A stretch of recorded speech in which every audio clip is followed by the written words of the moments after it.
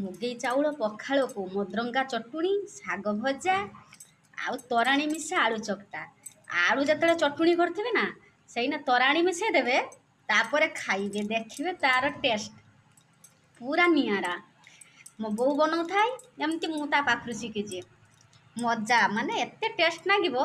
ବହୁତ ଆଳୁ ଚଟୁଣି କରିଛନ୍ତି ସମସ୍ତେ, କିନ୍ତୁ ଯେ ତରାଣି ମିଶାଇକି କରିବେ ଦେଖିବେ, ଖାଇବେ ତାକୁ କେତେ ସୁନ୍ଦର ଲାଗୁଛି।